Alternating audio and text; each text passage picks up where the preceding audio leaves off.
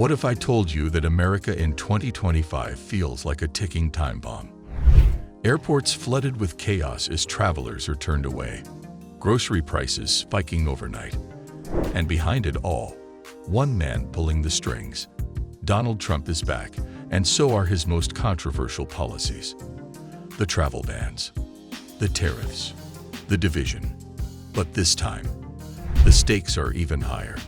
Donald Trump's return to the White House in 2025 has reignited a political firestorm across America and the world.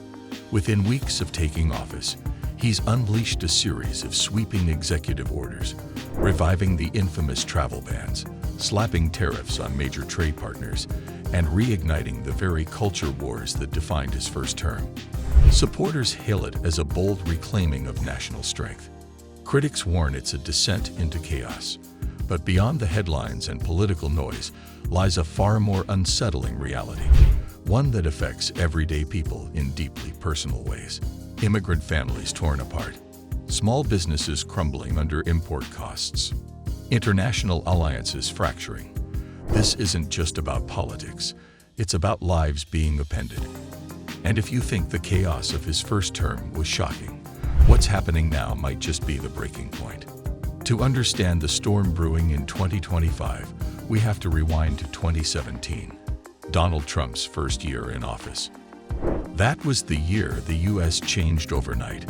Just days after being sworn in, Trump signed Executive Order 13,769, what many would come to call the Muslim ban. Chaos erupted at airports. Families were stranded. Green card holders were detained.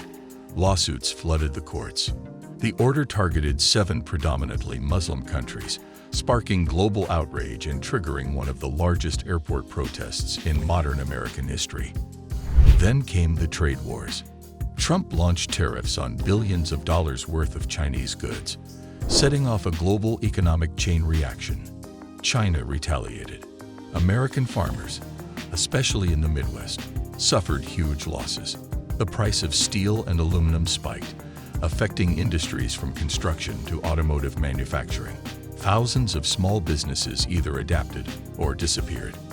Despite, or perhaps because of, these polarizing moves, Trump cultivated an intensely loyal following.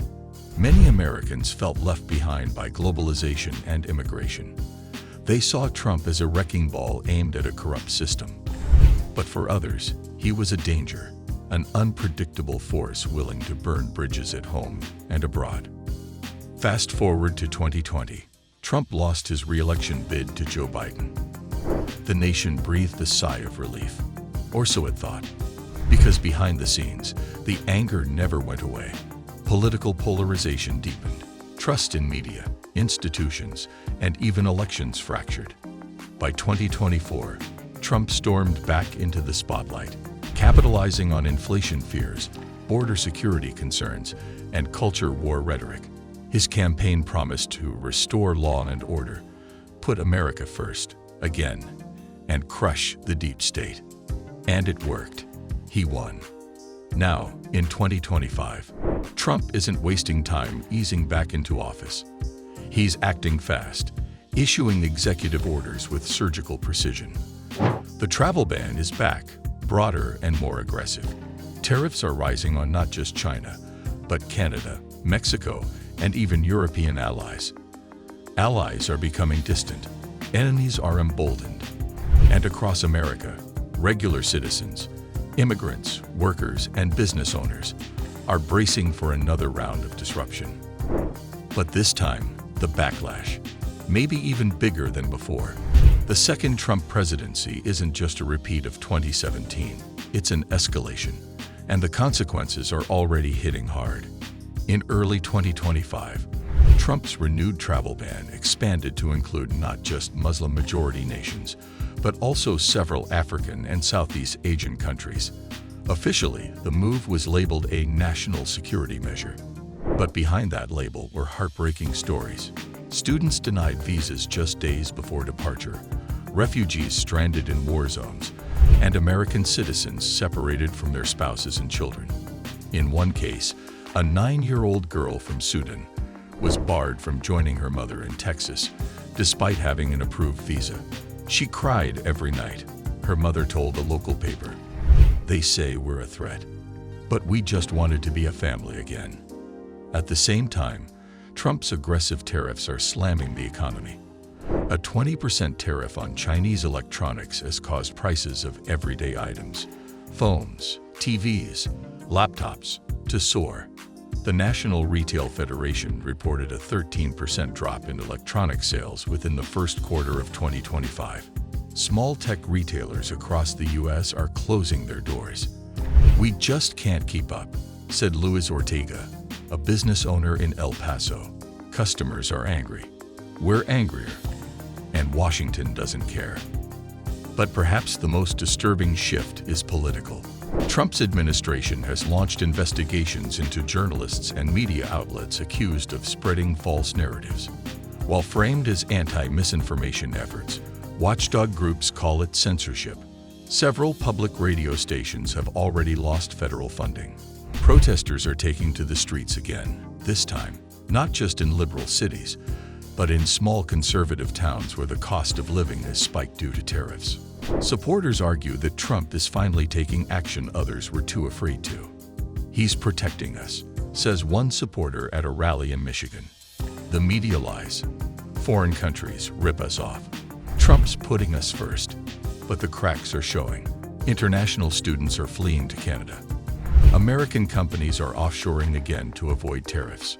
Even military leaders are reportedly frustrated over fractured alliances. Beneath the surface, a quiet panic is growing.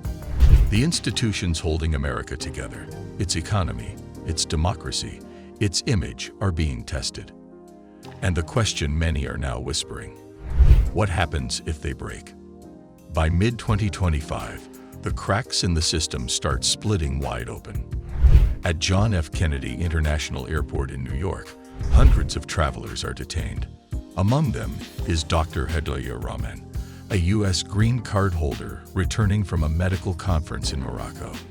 Despite years of service in American hospitals during the COVID-19 pandemic, she's handcuffed, interrogated, and held for 17 hours without explanation.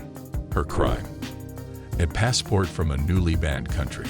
The footage goes viral. Outrage floods the internet, but the administration calls it a necessary precaution. In Texas, the supply chain collapses for a major agricultural distributor after Mexico retaliates with tariffs of its own. Avocados, tomatoes, and beef disappear from grocery shelves. Prices skyrocket. A single mother in San Antonio breaks down in tears on a live broadcast. I can't afford milk, let alone fruit for my kids. What kind of country are we becoming? The White House responds with more rhetoric. America will not be bullied. Meanwhile, the international community is drifting away. NATO allies privately question America's reliability. France and Germany announce new bilateral agreements to bypass U.S. trade altogether. Canada welcomes a record number of American tech workers fleeing instability and visa gridlocks. Even Australia begins offering expedited citizenship pathways for skilled Americans, an ironic reversal of the old brain drain narrative. But perhaps the most chilling moment comes on Capitol Hill. Thousands of protesters flood Washington, D.C. as rumors swirl of a proposed executive order expanding surveillance powers over online dissent. Civil rights organizations raise the alarm. This is how democracies die. One headline reads, "Arrests follow." Some peaceful protesters are labeled domestic threats. For a generation that grew up believing in free speech and open borders, the shift is surreal. It feels like history turning backward, fast. And yet, amid all this chaos, Trump's approval ratings among his base remain solid. Fueled by alternative media, conspiracy theories, and a deep mistrust in institutions, millions believe they're witnessing a righteous crusade to restore real America. But the rest of the nation, it's holding its breath. Because what began as a political comeback is now morphing into something far more dangerous, a reckoning that could fracture the country from within. America stands at a crossroads. Again, the choices made today aren't just about politics. They're about the soul of a nation struggling to define itself. Are we a country that learns from its past, or one doomed to repeat it, louder and harsher each time? The travel bans, the tariffs, the suppression, they're not just policy decisions. They're mirrors reflecting who we are, or who we're becoming.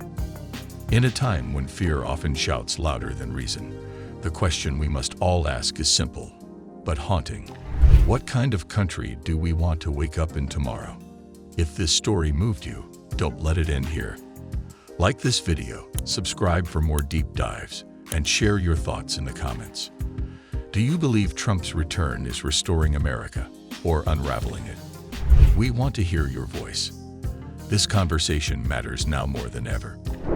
Because silence isn't neutrality, it's a choice.